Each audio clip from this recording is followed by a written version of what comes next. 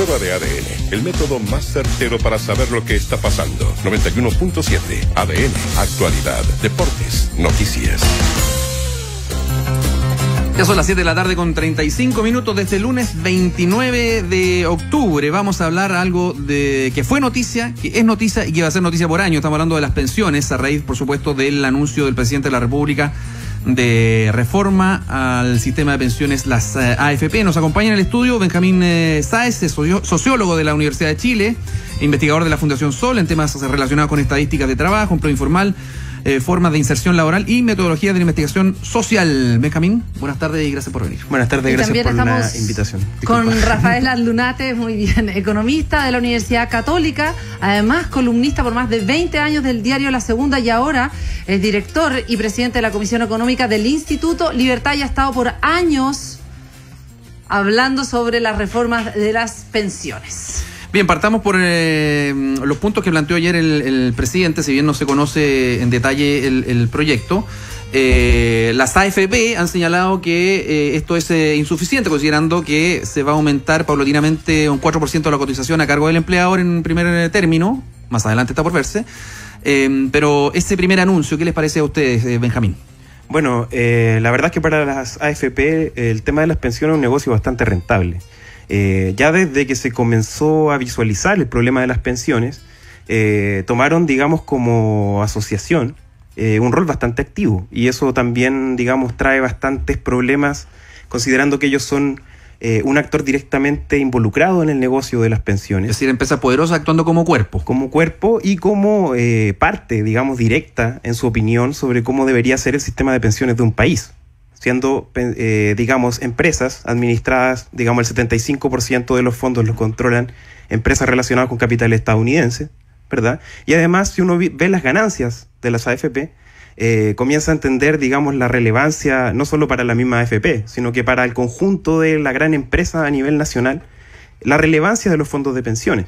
Y para sus ganancias es bastante evidente, digamos, la AFP el año 2017 tuvieron ganancia aproximada de 347,5 mil millones de pesos. Durante un año. Para entender tu posición respecto de lo que se está planteando, porque decíamos, acá no hay un cuestionamiento o no está en juicio el modelo, porque el modelo, de acuerdo al proyecto del gobierno, se va, entre comillas, perfeccionando o se va trabajando sobre el mismo modelo, pero a tu juicio, por lo menos el debate, entiendo, estaría un poco viciado. De hecho, sí, ya el año 2016, más allá de este mismo gobierno, el gobierno anterior, ya el año 2016, aprobó una ley de productividad que introduce modificaciones muy importantes sobre dónde se pueden invertir los fondos de pensión, permitiendo que se puedan invertir, por ejemplo, en infraestructura inmobiliaria, en títulos de deuda, tanto dentro de Chile como en el extranjero, que son los famosos activos alternativos. Por lo tanto, si ya hace 2 años se nos dijo con la ley de productividad que las pensiones de los trabajadores y su inversión en distintos fondos de acciones es un elemento fundamental para el crecimiento económico, sobre todo de los grandes grupos económicos, bueno, se está condicionando cualquier alternativa de un cambio estructural al problema de las pensiones y dada el bajo nivel de las pensiones, a nuestro juicio ese es el tipo de cambio sobre el que deberíamos estar conversando, sobre todo en un contexto en el cual solo 10 economías en el mundo tienen sistemas como el chileno. Rafael Aldunate. A mí me gustaría ir a la pregunta, no al juicio de valor. La pregunta era si es necesario aumentar un 4% las cotizaciones. En Chile las cotizaciones son un 10% del sueldo y en el mundo es el doble. Entonces, dificilísimo sacar una pensión decente cuando se cotiza tan bajo. Segundo, la AFP no fija las reglas del juego. Ellas son administradoras, son recaudadoras del dinero. Y, por ejemplo, en el último semestre, este año, de los 60.000 personas que jubilaron, el 80% no cumplieron el patrón mínimo de la OIT, que es a lo menos pensionar 30 años. Si uno pensiona 30 años, el promedio que tú hubieras recibido tú es más o menos 600.000 pesos.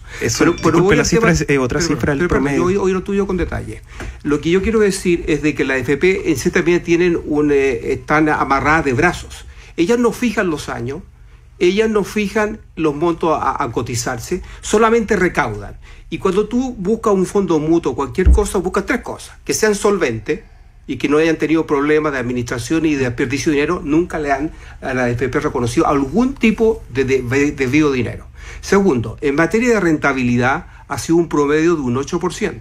Si la persona jubilada cotizado por 30 años, ha puesto hoy día 1 peso propio y 2 pesos lo ha dado la rentabilidad. Y tercero, se habla mucho del tema comisión que cobran versus la rentabilidad. Las comisiones, como promedio a nivel Chile, está mucho más bajo que un fondo mutuo, que el instrumento que más se ocupa y a nivel mundial. Y voy a lo de fondo.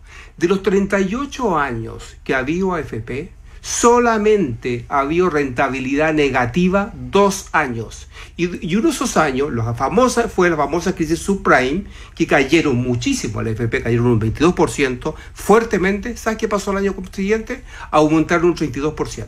O sea, al rol que le han pedido, que es administrar el dinero, lo han hecho en forma muy clara. Y el tema que mencionaba Benjamín, esto ha permitido que el ahorro nacional, en vez de ser el 12% antes de la AFP, hoy día es el 25%. Y ahorro igual inversión igual progreso. Este país ha progresado porque tiene un mercado de capitales profundo. Sí, ahí hay una crítica bien profunda al modelo, porque dice que este sistema, en realidad, y a propósito de lo que tú decías, Rafael, no se creó para favorecer las pensiones, sino más bien para favorecer el mercado de capitales. Y un poco eso reafirma esa afirmación. Es que una cosa va con la otra. El tema es que la suma de los dineros como... ¿Y es equilibrado eso? ¿Perdón? ¿Es equilibrado? Porque claro, una cosa va con la otra, pero vemos que el mercado de capitales sí se vio... Una es microeconomía, que es la persona, que el tema de cuánto tú cotizas. Acuérdate que en Chile la gente no cotiza como debería cotizar, por el problema de la independencia, por el problema de precariedad, porque no cumplen.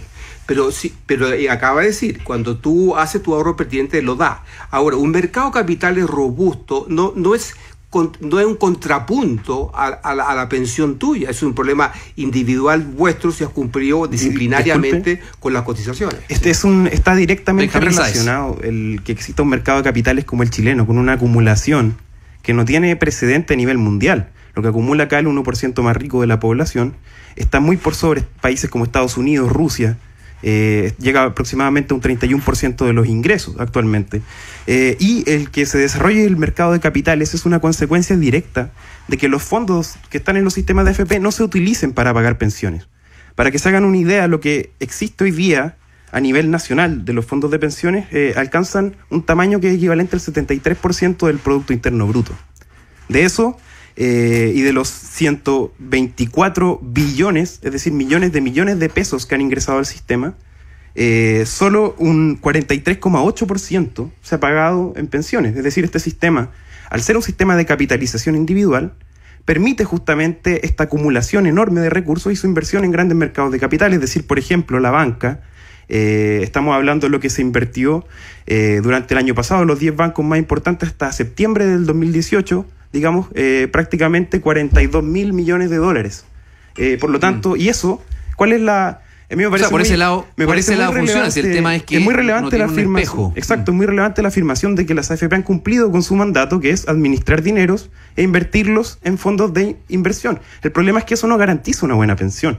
Y eso es lo que demuestran estas cifras. Es decir, por ejemplo, hoy día una persona que cotizó entre 30 y 35 años, una mujer, por ejemplo, recibe una pensión promedio de 228.000 pesos, habiendo cotizado entre 30 y 35 años. Y justamente el principal problema de esto es que las rentabilidades de los fondos, que fueron de 8%, pero en los 80, hoy día están en cifras cercanas al 3% y están bajando de esa cifra. Porque cambió el mundo. No existe una garantía de que esas rentabilidades vayan a subir, por lo tanto el aumento de estos montos no puede garantizar buenas pensiones. Cristóbal Belolio.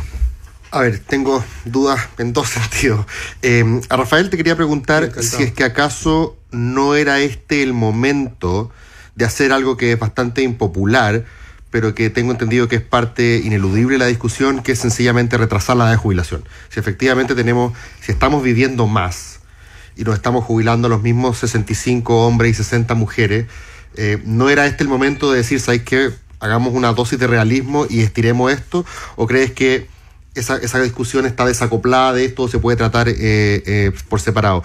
Y segundo, lo que le quería preguntar a Benjamín, y la dejo sencillamente sobre la mesa, es que si es que Piñera ganó, y básicamente no era muy realista esperar que cambiara el paradigma de la capitalización individual por reparto, creo que era poco esperable eso, ¿crees tú que de lo que se propuso, que es la cotización de este 4% adicional, va de con el empleador, más el aporte en el pilar solidario, ¿existiría la posibilidad de avanzar sobre eso o las personas que se niegan al paradigma de la capitalización individual tienen que rechazar la conversación dentro del modelo?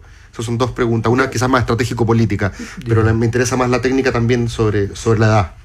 Mira, en la edad hay un problema mundial que nunca se ha podido entender, y ahí sociológicamente, que debería saber más Benjamín, no entiendo.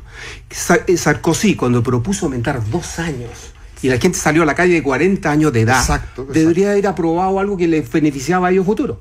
Ahora Putin, un tipo que si tiene un poder más allá de lo normal, está desequilibrado por haber pedido 2 o 3 años de jubilación. Es muy impopular. Es muy impopular. Y cuando tú haces las encuestas en Chile de Cademo, en quién las hace, es increíble. A mí me es incomprensible. Pues te están diciendo con 30 años de antelación que tu jubilación va a subir, pero hay un esfuerzo más en el tiempo y que la gente vive más y habrá trabajo más flexible, no lo puedo comprender.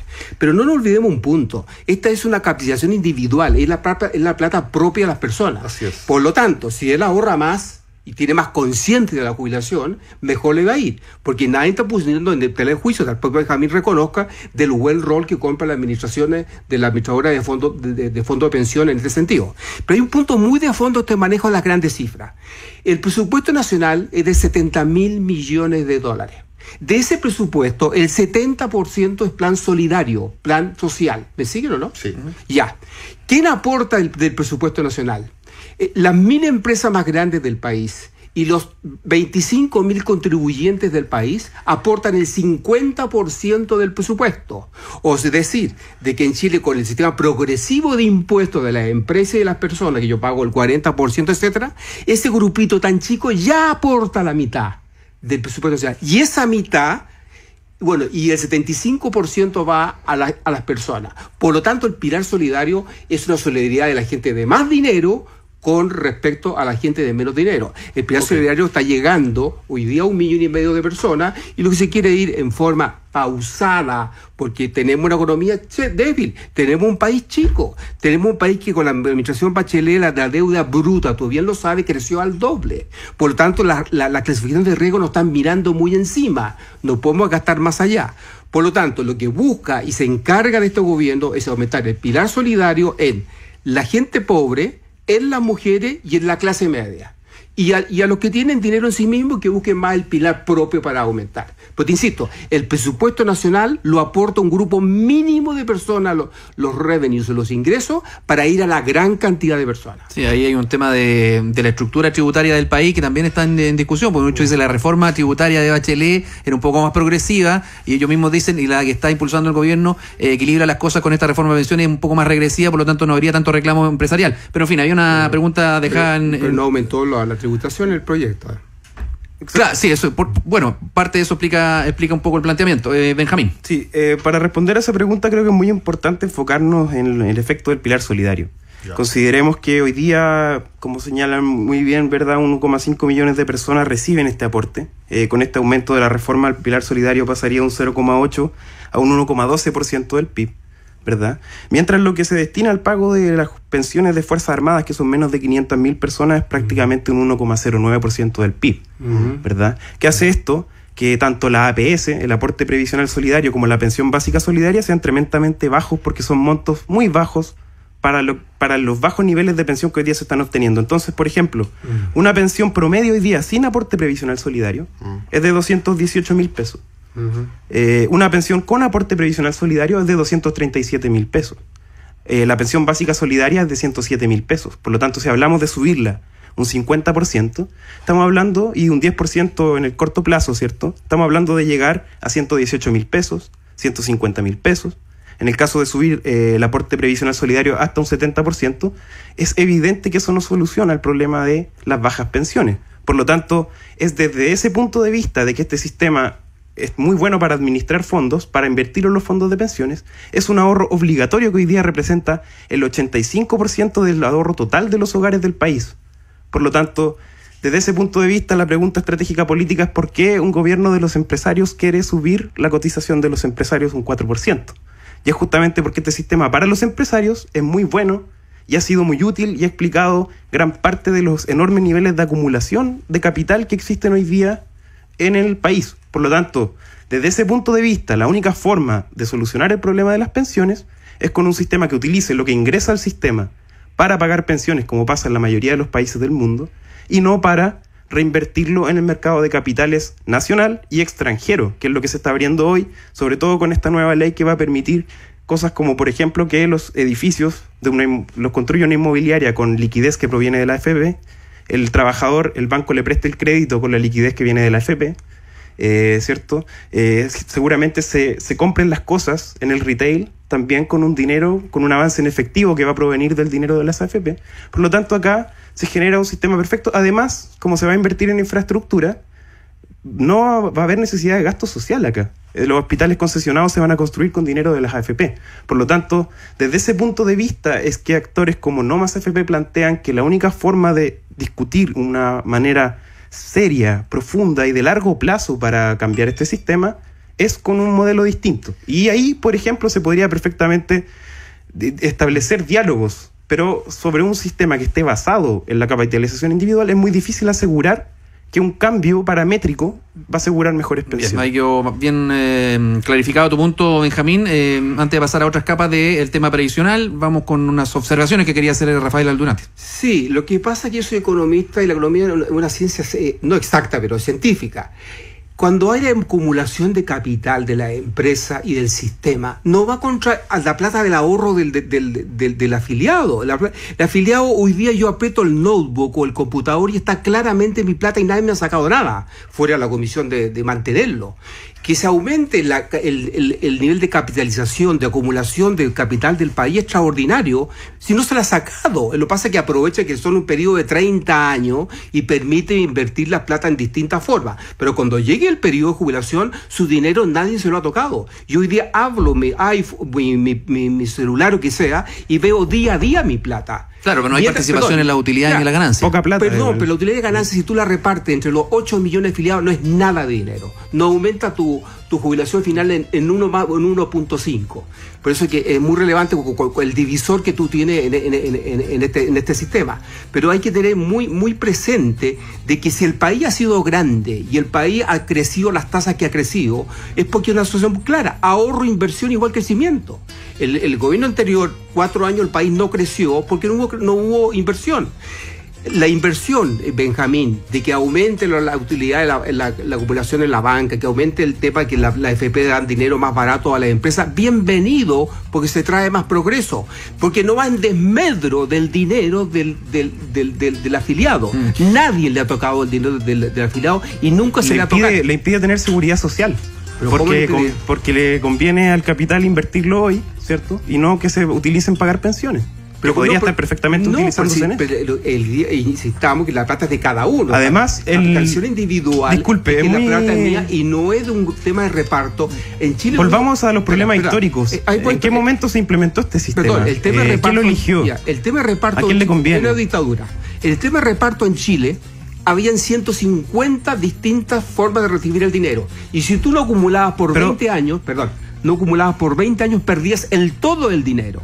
Y eran todos discriminatorios y todos los diferentes sistemas de jubilación eran arbitrarios y según la presión que tú tuvieras, habían 150 sistemas. Hoy hay un solo sistema transparente. Oye, ¿y sabes quién es el gran jefe de esto? Y que él maneja todo. ¿Cuál es la libertad si hay un solo sistema? La super de pensiones. Absolutamente lo controla todo.